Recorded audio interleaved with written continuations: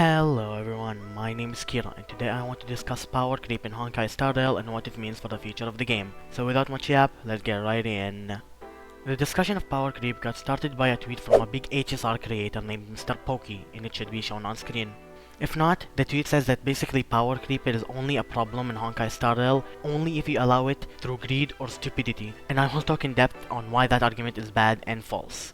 First of all, power creep objectively exists in HSR. New units generally trump over every other previous option in terms of damage or utility.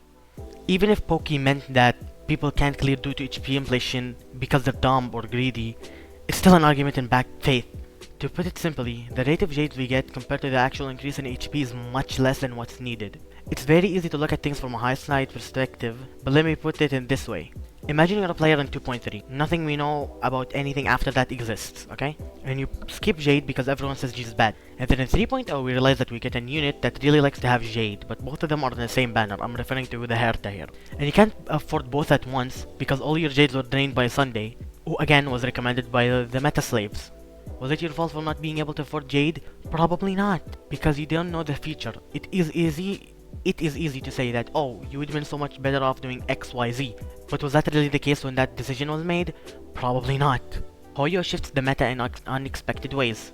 Sparkle used to be a really good pull back in 2.0, and same with Black Swan because they both supported Hyper Carry and DOT respectively. Both archetypes were some of the best in the game at the time. So it was logical to assume that they were good pulls, right? No, because Hoyo power crept those team's archetypes out of the meta not too long after, making it completely a wasted investment. Along with that, why do you expect everyone to stay on a linear path? We don't know the future units in general, not just meta shifts. And Hoyo makes units specifically for the purpose of captivating you and making you love the characters. So you could very easily be in love with a character and, you save your jades, you get all their best supports, you even save up to guarantee the light cone, and then suddenly Hoyo drops another unit that you like even more, and now suddenly all your resources that went into that other unit was a pointless investment. I'm not saying a player should be able to clear even when they mindlessly pull each time they have 160 jades. It's in-game, it's fine for it to be difficult, but not to this degree. Even with proper planning, we are human at the end of the day. Mistakes happen, plans can change, and sometimes Hoyo shifts the meta in a completely unexpected direction, which throws a wrench in the chaos. If you look at the rate of jades we get compared to the meta shifts, you realize how insanely unforgiving it is. Even more so when you consider the fact that many DPS have little to no good light cone options without their signature, Acheron or Yunli being the most egregious example of this. So not only are you expected to pull the new must-pull unit every patch, but you're also expected to get their light. HSR is generous, but not 2 5 stars per patch generous. This is also not considering 50-50 losses, which only make it worse. There's too many variables that can break your account completely by either a simple mistake or just being unlucky or a plan change, and that breaks your account for months generally. So no, power creep is not the player's fault because in most situations it happens too quick and it is too unforgiving for any low spender or FTP player, even if you try to play as best as you can. Pokey is the whale who gets paid to make videos to further foster that FOMO feeling I was talking about earlier.